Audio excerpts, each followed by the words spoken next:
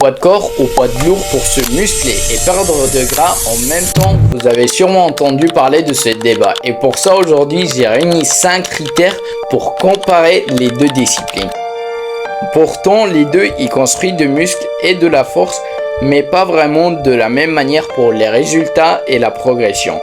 Et pour ça, attaquons direct avec la première critère, la croissance musculaire. Du coup, comment construire les muscles. Aux côtés de poids de lourd, on sait tous que pour construire par exemple des muscles comme les pectoraux, il faut faire de développé couché ou encore les bras ou les épaules, il faut des haltères ou encore les triceps avec des machines. Donc ici, les muscles, on les travaille de manière isolée et pour progresser, il faut rajouter chaque semaine ou chaque mois de poids en plus. Aux côtés de poids de corps, c'est totalement différemment. Par exemple, si on prend l'exemple des pompes. Ici, on travaille avec le poids de corps polyarticulaire, c'est-à-dire on travaille plusieurs muscles avec un seul exo qui est les pompes. Par exemple, les pompes, ils visent en principal les pectoraux, mais aussi les triceps, les abdos et encore les épaules.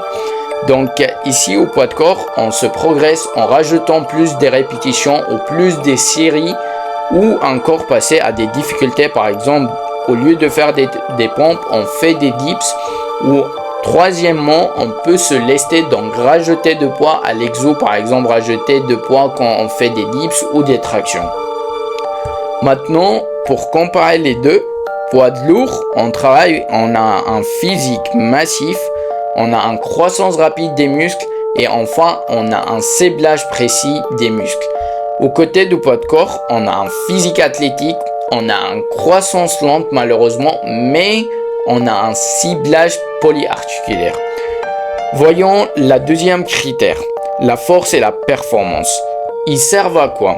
Aux côtés du poids de lourd, comme on a vu, quand on travaille les muscles isolés, chaque muscle est isolé. Donc la force ici, elle est précise.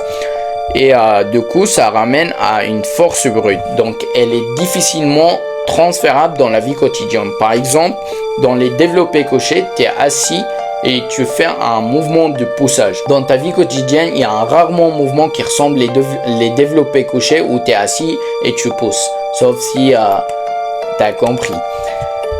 Et deuxième chose, on a le poids de corps. On travaille ici la coordination, la puissance et l'équilibre. Donc la force ici, elle est fonctionnelle et c'est pour ça les forces de l'armée, la police ou encore le pompier, ils privilégient le travail avec le poids de corps que le poids de lourd, tout simplement. Donc la force ici, elle est transférable dans la vie quotidienne. Maintenant, voyons la troisième critère et la plus importante pour vous, la perte de gras. Lequel est mieux, le poids de corps ou le poids de lourd? Comme on a vu pour la troisième fois que je répète, au poids de lourd, on travaille les muscles isolés. Chaque muscle, on le travaille isolé. Donc, il n'y a pas un groupe musculaire qui travaille ensemble. Et en général, on travaille assis ou allongé quand on travaille avec des poids. Mais au côté du poids de corps, on travaille polyarticulaire, donc plusieurs groupes musculaires qui sont engagés, donc plus d'énergie, plus de dépenses énergétiques et plus de fréquences cardiaques et enfin un bon métabolisme. Il y a une étude qui a montré que si tu travailles avec ton poids de corps, en 30 minutes, tu dépenses 240 calories et si tu travailles en même temps 30 minutes mais avec poids de lourd, tu dépenses 180 calories. Donc on a les résultats, tout est clair. Maintenant donne-moi juste un petit pot, je te présente quelque chose. En 30 minutes, tu sauras exactement quoi faire pour atteindre tes objectifs. On analyse ta situation, on construit quelque chose pour toi, une stratégie adaptée pour toi, pas quelque chose de générique. Et tu pars avec des conseils pour aller plus loin de toute façon. Donc pour ça, je t'ai laissé un lien dans la description. Tu réserves un call avec moi, c'est totalement gratuit. Maintenant, attaquons la quatrième critère qui est la mobilité et l'équilibre. Quoi faire en chaque discipline? Pour le poids de lourd, on sait qu'on travaille avec des machines. Donc ici, les amplitudes, ils sont pas complets. Qu'est-ce que je veux dire par là? C'est par exemple si on va prendre la première image. Ici, la dame, elle la pousse avec les jambes. Donc c'est un mouvement des jambes. il y a un moment où la machine, elle peut pas y aller plus loin. Donc, t'es vraiment guidé, t'es vraiment limité. Donc ici, on travaille pas vraiment l'équilibre et la mobilité à fond. Donc les amplitudes, ils sont vraiment incomplets. Mais au côté de poids de lourd, ici, tu travailles des mouvements comme les tractions, les pompes. Là, tu donnes les mouvements par toi-même. Donc ici, t'es pas guidé. Donc les mouvements ici, ils sont pas partiels, ils sont vraiment complets. Et c'est ce qui favorise la progression et la mobilité.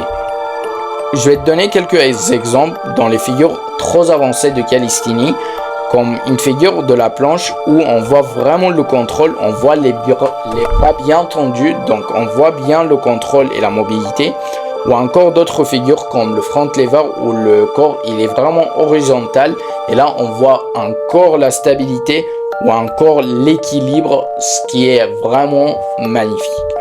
Maintenant ici, on a bien compris que le poids de corps, il est mieux pour l'équilibre et la mobilité que le poids de lourd. Mais attention, les deux disciplines, ils peuvent avoir des risques de blessure. Et c'est ce qui va nous amener au 5e critère. Donc si tu travailles mal le poids de corps, ça peut avoir des blessures, ça peut engendrer des blessures. Et si tu travailles que de poids de lourd, ça engendre des blessures bien sûr. Maintenant, attaquons la 5e critère, les articulations et les blessures. Comment éviter ça? Parce que nous, quand on a commencé de travailler, de s'entraîner, c'était pas l'objectif d'avoir des blessures. L'objectif, c'était de construire un corps ou perdre de gras. Donc, au poids de lourd, ça peut venir quand il y a du charge trop lourd ou mal maîtrisé. Et pour ça, il faut vraiment y aller avec un surcharge progressif. Deuxième chose, le poids de corps, ça peut venir avec la mauvaise technique ou les figures trop avancées. Mauvaise technique, ça veut dire par exemple, on va prendre les pompes. Avec les pompes, quand tu pousses vers l'avant, pas vers l'extérieur. Donc, si tu es habitué à pousser vers l'extérieur comme ça, bah ça c'est une mauvaise technique, donc risque de blessure. Et du coup, pour pas s'occuper de tout ça, il faut vraiment être bien entouré avec quelqu'un qui se connaît de votre famille, vos potes, vos amis, ou encore avoir un coach tout simplement. Maintenant que vous connaissez les avantages et les inconvénients de chaque critère, rien ne vous empêche de combiner les deux disciplines pour avoir les meilleurs résultats. Et maintenant, je vous laisse dans les commentaires me dire ce que vous avez besoin et on se voit la semaine prochaine avec une nouvelle vidéo.